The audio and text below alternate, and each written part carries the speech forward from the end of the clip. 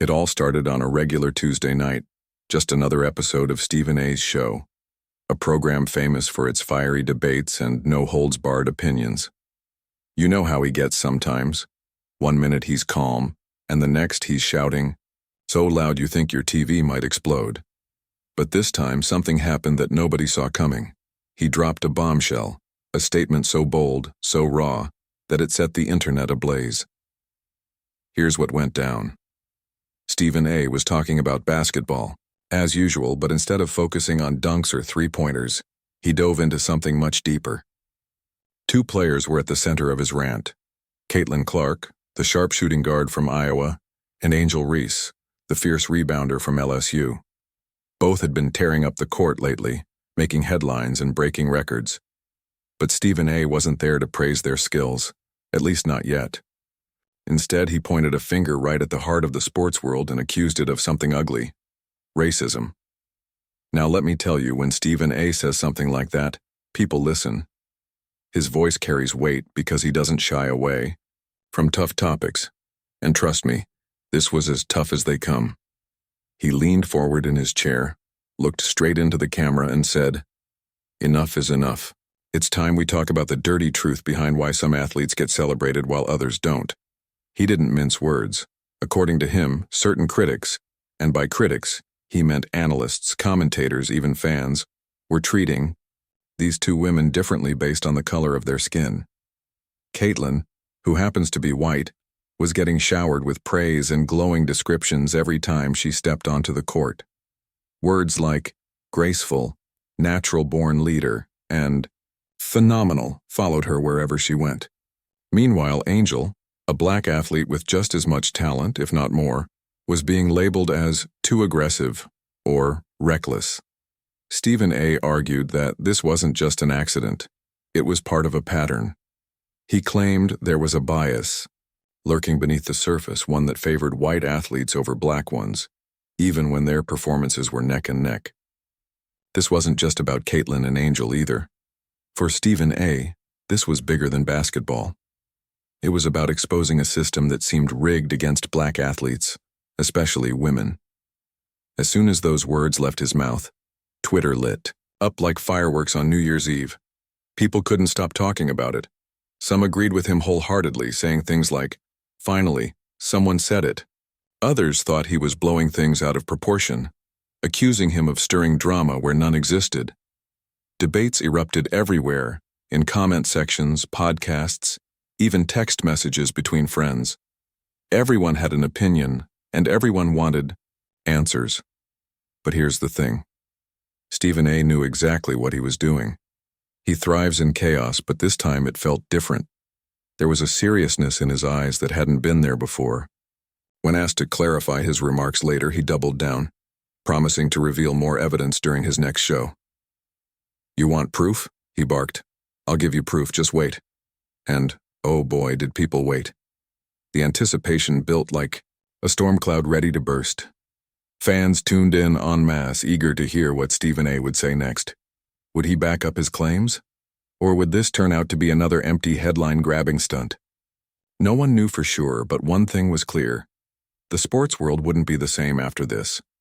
What made this moment stand out wasn't just the controversy itself. It was the fact that it hit close to home for so many people.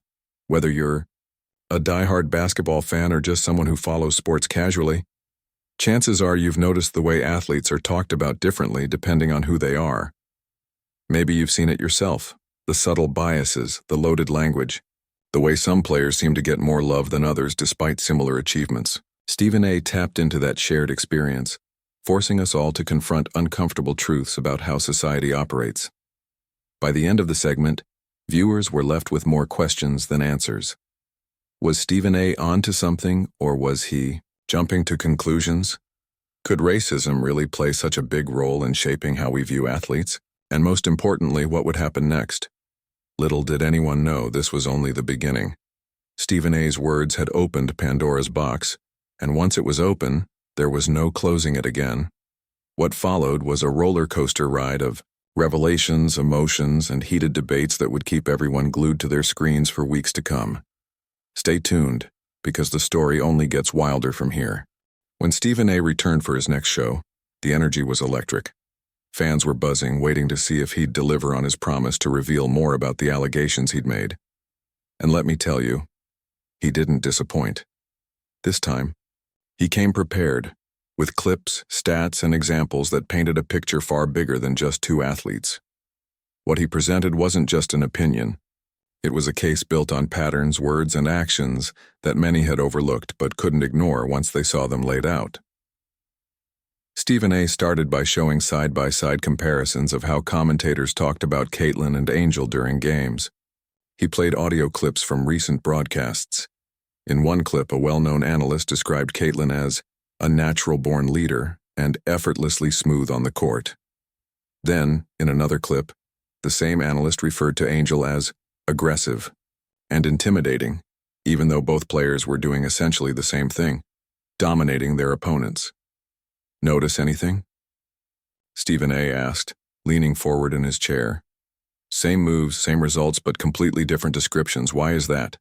Is it because one player happens to be white and the other happens to be black?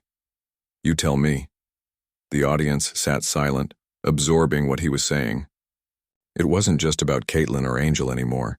It was about something deeper, something ingrained in the way we talk about athletes. Stephen A. pointed out that this wasn't a new phenomenon. He reminded viewers of past debates where similar patterns emerged.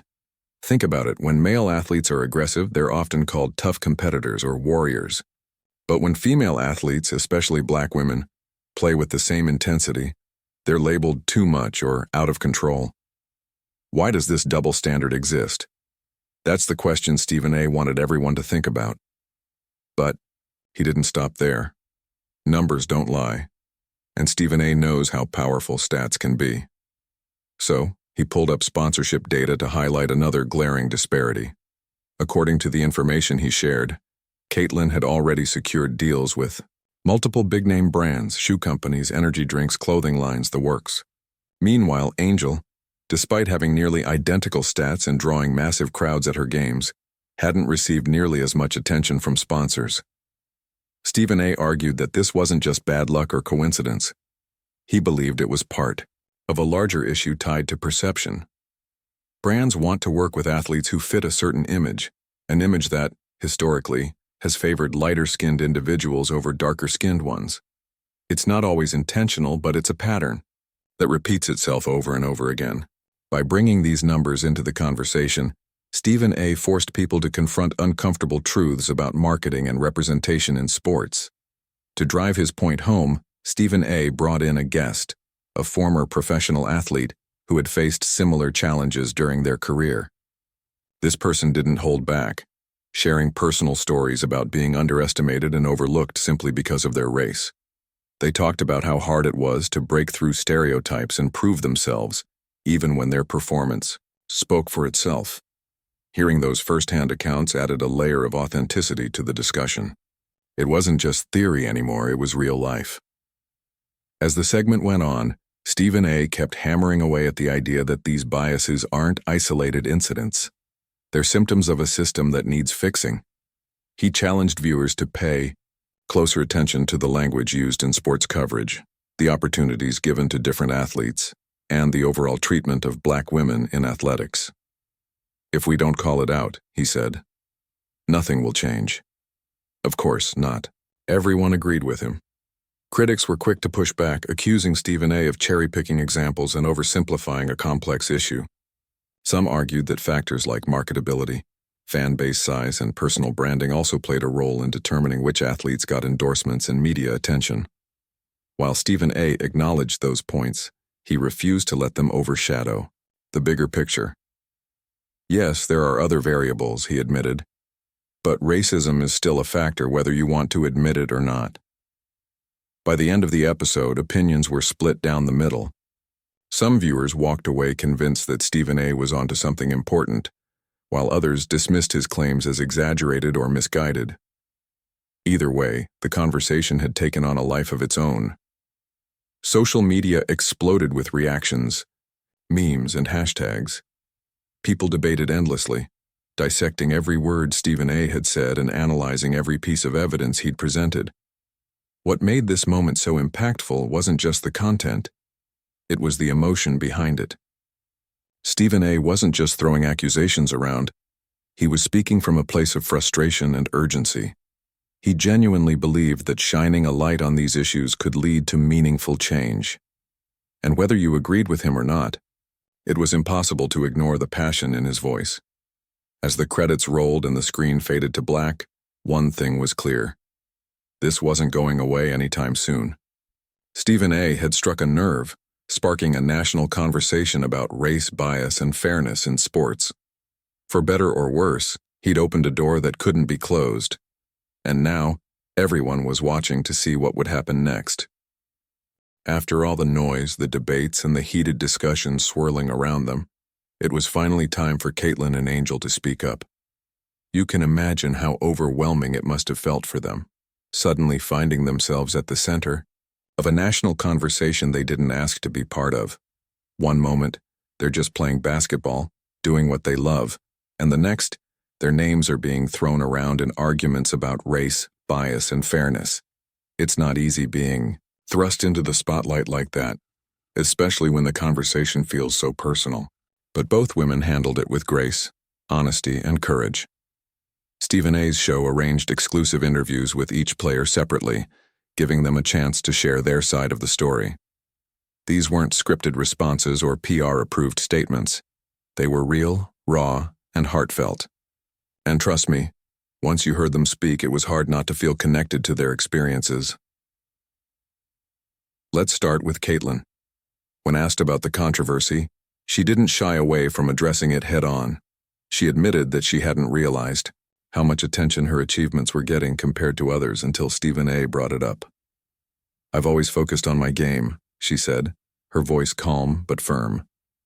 "I never wanted this to become some kind of competition between me and anyone else. I respect every single athlete out there who works as hard as I do." But Caitlin also acknowledged that she couldn't ignore the bigger issue at play.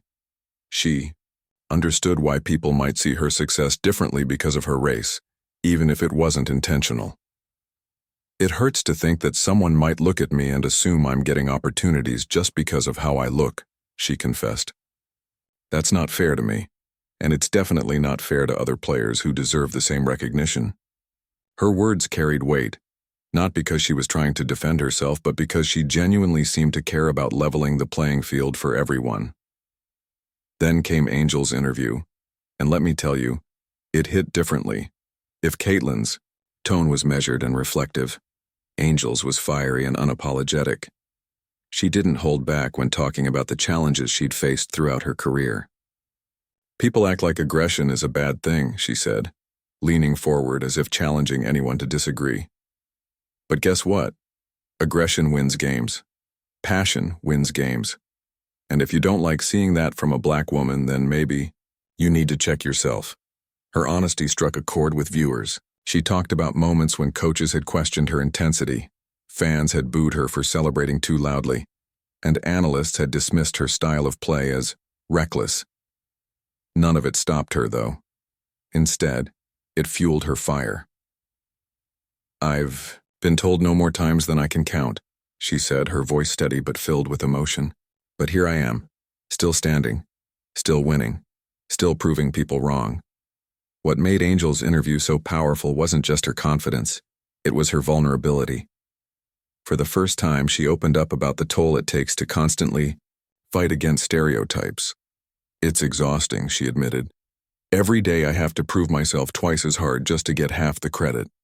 And yeah, sometimes it makes me angry. But I channel that anger into my game because that's where I know I belong." Both interviews revealed something important. These women weren't rivals. They weren't enemies. In fact, they respected each other deeply. Caitlin spoke highly of Angel's skills, calling her one of the toughest competitors I've ever faced. Angel, in turn, praised Caitlin's work ethic and ability to stay composed under pressure. Their mutual admiration was clear, and it reminded everyone watching that this wasn't about pitting one athlete against another. It was about understanding the forces shaping their journeys. Stephen A. listened intently as both players shared their thoughts, nodding along and occasionally chiming in with follow-up questions. He didn't interrupt or try to steer the conversation in a particular direction. Instead, he gave them space to express themselves fully, knowing that their voices mattered more than anything he could say. By the end of the interviews, it was obvious that this whole situation weighed heavily on him too. You could see it in his eyes, the frustration, the empathy, the determination to keep pushing for change. The response from fans was overwhelming. Social media lit up with reactions, many of them praising Kate Hotline Caitlin and Angel for handling such a sensitive topic with grace and authenticity. Some supporters even started hashtags like "Respect the Game" and "Equal Recognition for All," urging brands and networks to take action. Others used the interviews as an opportunity to reflect on their own biases, asking tough questions about how they viewed athletes and why. Of course, not everyone agreed with the messages coming out of the interviews. Critics argued that Caitlin and Angel were using their platforms to make excuses instead of focusing on their performance. They should let their game speak for itself, one commenter wrote. But most people pushed back against that line of thinking, pointing out that silence doesn't solve systemic issues. As one fan put it, ignoring racism doesn't make it go away. Speaking up does. By the time the interviews wrapped up, it felt like a turning point in the conversation. Up until now, the debate had largely been driven by outsiders, analysts, commentators, fans, but hearing directly from the athletes themselves shifted the narrative. It became less about abstract ideas and more about real people navigating a flawed system. Caitlin and Angel weren't just symbols anymore. They were human beings with dreams, struggles, and hopes for the future. As the episode ended, Stephen A. took a moment to thank both players for their honesty and bravery. "This isn't easy," he said, looking straight into the camera. "But if we want things to change, we have to start having these conversations. We have to listen to the people living through it." And listen, folks did. Conversations spilled over from TV screens into living rooms, classrooms, and workplaces. People began paying closer attention to the language used in sports coverage, the opportunities given to different athletes, and the subtle ways bias creeps into everyday interactions. Whether you agreed with Stephen A.'s original claims or not, there was no denying that this moment had sparked something important, a movement toward greater awareness and accountability. But as the dust settled, one question lingered in the air. Where do we go from here? The interviews may have shed light on the problem, but solving it would require more than just words. It would take action, from leagues, sponsors, media outlets, and fans alike. And as the world waited to see what steps would be taken next, one thing was certain: Caitlin and Angel had started something that couldn't be ignored. Stephen A.'s explosive claims about racism in sports didn't just spark debate, they ignited a firestorm. For every person nodding along with his arguments, there was someone else shaking their head in disbelief. Critics came out of the woodwork, accusing him of sensationalism, exaggeration, and even hypocrisy. It wasn't long before hashtags like "Grow, Stop Lying Stephen A." started trending alongside "Listen to Angel," turning social media into a battleground of opinions. But here's the thing. Stephen A. knew exactly what he was doing. He thrives in chaos, and this time he wasn't backing down without a fight. The backlash began almost immediately after his interviews with Caitlin and Angel aired. Some people accused him of exploiting the athletes for ratings. "He's just trying to stir the pot," one commenter wrote. "This isn't about fairness, it's about keeping his show relevant." Others argued that he was oversimplifying a complex issue, ignoring factors like marketability, fan base size, and personal branding. "Not everything is about race," another critic chimed in. "Sometimes it's just business." But perhaps the harshest criticism came from those who felt Stephen A. had gone too far, by implying that Caitlin was somehow complicit in the system he was criticizing. They pointed out that she hadn't asked for this spotlight any more than Angel had. "Caitlin works hard just like everyone else," one fan tweeted. "Why drag her into this mess when she hasn't done anything wrong?" It was clear that not everyone saw Caitlin as part of the problem. Many viewed her as a victim of circumstance, caught in the crossfire of a much larger conversation. Even prominent figures in the sports world weighed in, adding fuel to the already blazing Fire. One former coach went on a rant during a podcast, calling Stephen A's accusations reckless and divisive. Another analyst defended Caitlin, saying, "She's being used as a pawn in someone else's agenda." Meanwhile, a retired player took a different approach, agreeing with Stephen A, but urging him to focus less on individuals and more on systemic issues. "It's not about Caitlin or Angel," they said. "It's about fixing the broken system that treats black athletes unfairly." Amid all the noise, Stephen A remained unshaken. In fact, he seemed to feed off the controversy, using it to further amplify his message. During his next show, he addressed the backlash head-on, refusing to backpedal or soften his stance. "Let me make one thing crystal clear," he said, leaning forward in his chair with that trademark intensity. "I'm not attacking Caitlin. I'm not blaming her for anything. What I am doing is shining a light on a pattern that exists whether you want to admit it or not." He went on to explain why he believed the criticism against him missed the point. "People are so busy defending Caitlin or nitpicking my words that they're missing the bigger picture," he said. "This isn't about one athlete or one moment. It's about exposing the biases that have been hiding in plain sight for decades. If pointing that out makes me controversial, then so be it." To prove his point, Stephen A brought in another guest, a marketing expert who specialized in athlete endorsements. Together, they broke down the numbers, showing how sponsorship deals often favored lighter-skinned athletes over darker-skinned ones. The expert explained that brands typically chose athletes based on perceived likability, relatability, and image alignment, all of which were influenced by societal biases. "It's not always intentional," the expert admitted. "But it happens because we live in a world where certain images are seen as more appealing than others." This segment struck a chord with viewers, many of whom hadn't considered the role marketing played in perpetuating inequality. Social media lit up again, this time with fans sharing examples of other athletes who had faced similar disparities. Some pointed to Serena Williams, whose dominance on the tennis court was often overshadowed by critiques of her appearance or demeanor. Others mentioned Simone Biles, who had been labeled too emotional despite carrying the weight of immense pressure on her shoulders. Suddenly, the conversation wasn't just about Caitlin and Angel anymore. It was about generations of black athletes fighting to be seen and valued equally. Still, the backlash continued. Some critics accused Stephen A of cherry-picking data to fit his narrative, while others dismissed his arguments as baseless conspiracy theories. "Where's the proof?" one skeptic demanded during a live stream. "All I see is speculation." Even some of Stephen A's own colleagues pushed back, questioning whether he was crossing a line by making such bold accusations without concrete evidence. But Stephen A wasn't fazed. If anything, the pushback only fueled his determination to dig deeper. Toward the end of the episode, he teased a major revelation, promising to unveil something that would change the conversation forever. "You think you've heard it all?" he said, a sly grin spreading across his face. "Wait until next week. Trust me, you won't believe your eyes." As the credits rolled, viewers were left buzzing with anticipation.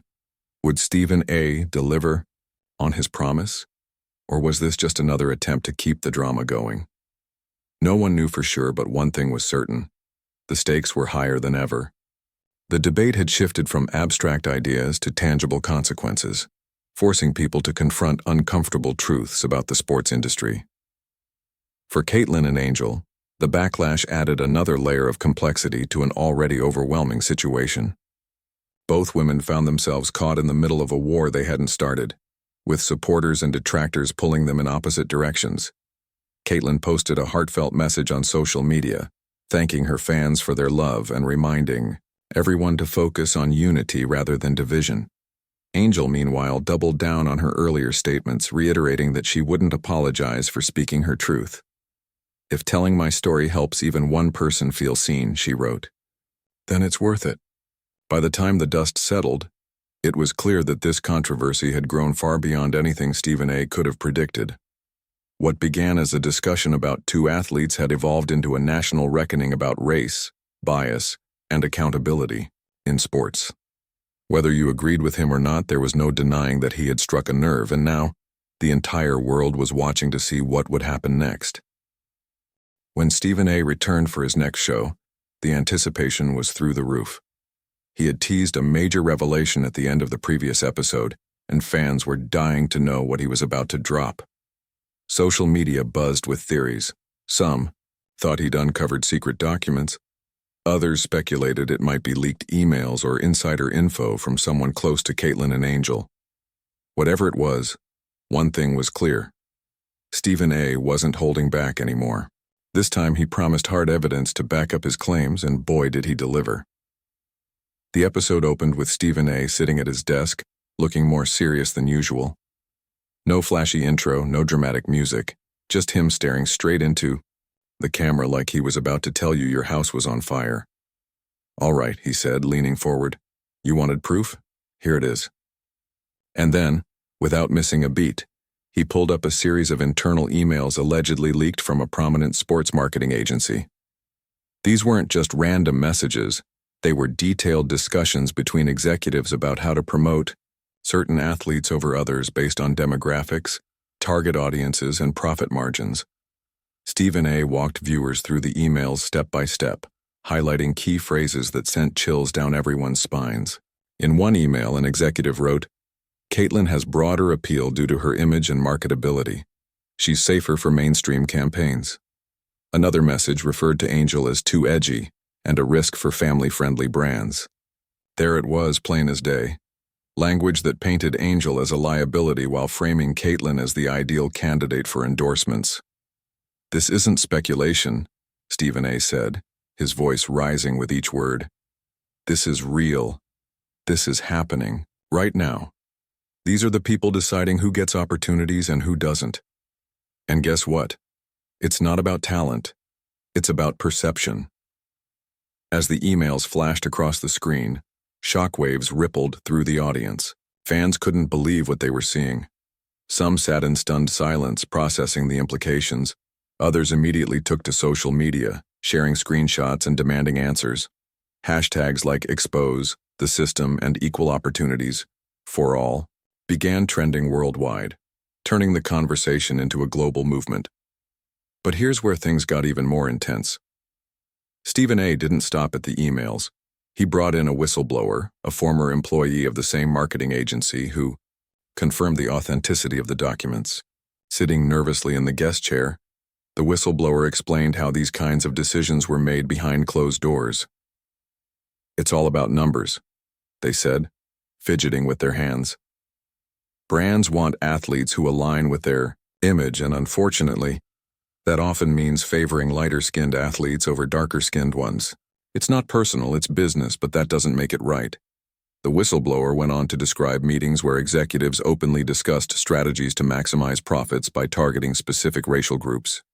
They talked about tailoring campaigns to appeal to suburban moms versus urban teens, using coded language to justify why certain athletes were chosen over others. According to the whistleblower, Angel's aggressive playing style and outspoken personality were seen as potential risks, while Caitlin's calm demeanor and polished image were considered assets.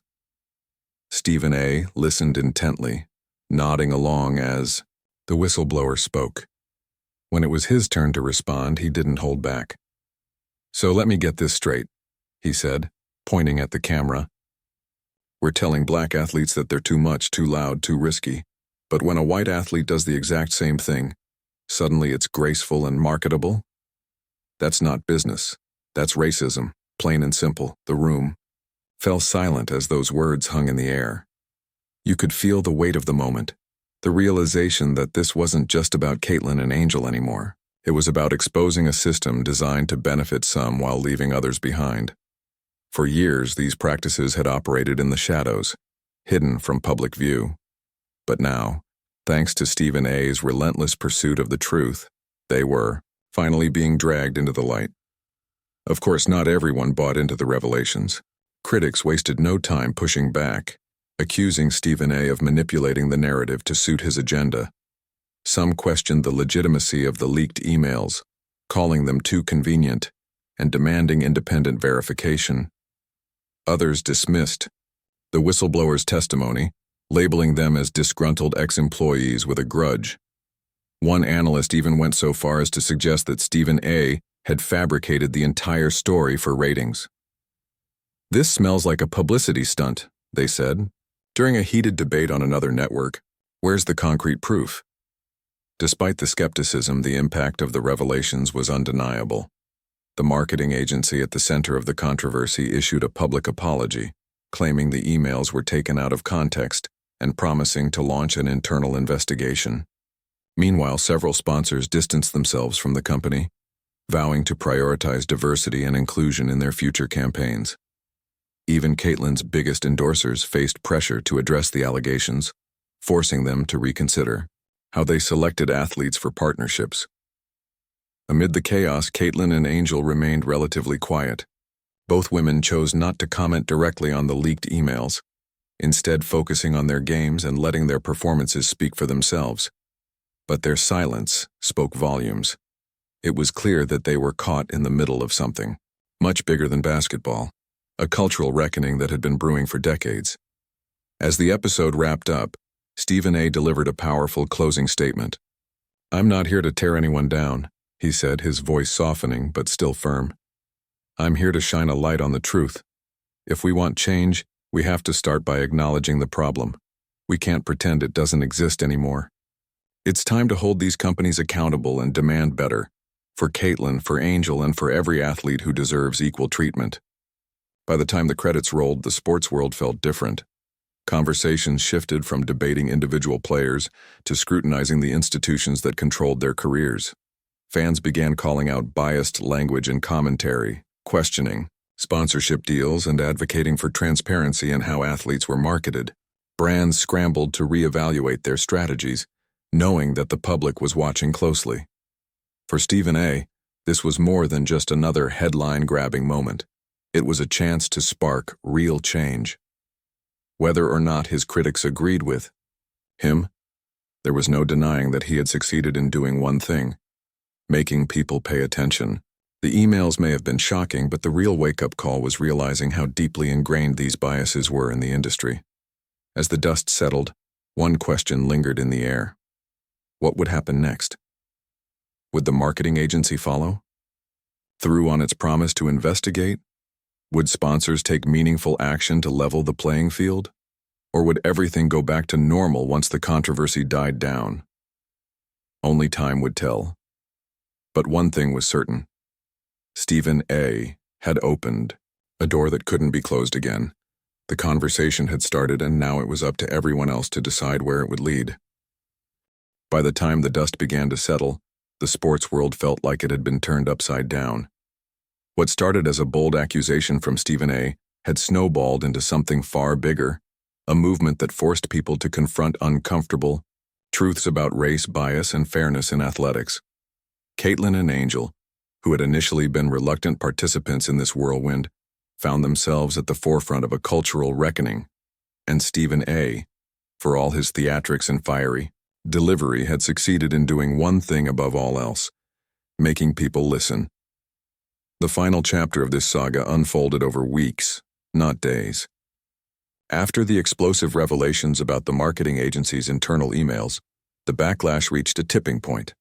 Brands that had once shied away from addressing the issue were now scrambling to prove they cared. Sponsors announced initiatives aimed at increasing diversity in their campaigns, pledging to give underrepresented athletes more visibility. Even networks and commentators faced pressure to reevaluate how they talked about players, with some openly acknowledging the need to eliminate biased language from their broadcasts. For Caitlin and Angel, life didn't magically go back to normal after the storm passed. Both women continued to dominate on the court, but off the court they carried the weight of everything that had happened. They knew they weren't just playing for themselves anymore. They were symbols of a larger fight for equality in sports. It was a heavy burden, but neither of them backed down. Caitlin, ever the peacemaker, took the opportunity to speak out again. In an emotional interview, she called for unity, urging fans and critics alike to focus on celebrating talent rather than tearing each other apart. At the end of the day, she said, her voice steady but filled with emotion, we're all here because we love this game. Let's honor that by lifting each other up instead of pitting us against one another. Her words resonated deeply, especially among viewers who had grown tired of the endless arguments. For many, Caitlin represented hope, the possibility that people could come together despite their differences. Angel, on the other hand, remained unapologetically herself. She wasn't interested in sugarcoating anything or pretending the problem didn't exist. During a press conference, she addressed the controversy head-on, reminding everyone why it mattered so much. "This isn't just about me or Caitlin," she said, her eyes locking onto the camera like she was speaking directly to every viewer. "It's about every kid watching at home, dreaming of being where we are today. They deserve to know that no matter who they are or where they come from, they can succeed if they work hard enough. But first, we have to fix the system that's holding them back." Her message struck a chord, particularly with young fans who saw themselves in her story. Social media flooded with posts from kids, black girls especially, saying how much Angel inspired them to chase their dreams without fear. One fan wrote, "Seeing Angel stand up for herself makes me feel like I can too. Thank you for showing us what courage looks like." Moments like these reminded everyone why the conversation was worth having in the first place. As for Stephen A., he became both praised and criticized for his role in bringing these issues to light. Supporters hailed him as a hero, someone willing to take risks to expose injustice. Critics, however, accused him of sensationalism, claiming he cared more about ratings than real change. But whether you loved him or hated him, there was no denying the impact he'd made. He had ignited a fire that couldn't be extinguished, not easily anyway. In the weeks that followed, small but significant changes began to emerge. The marketing agency at the center of the scandal released a detailed report outlining steps they planned to take to address bias in their decision-making processes. While some dismissed the report as lip service, others saw it as a starting point. More importantly, several high-profile brands signed Angel to endorsement deals, finally giving her the recognition she deserved. It wasn't perfect justice, but it was progress, and sometimes progress is messy. Meanwhile, Caitlin continued to shine as brightly as ever, using her platform to advocate for greater inclusivity in sports.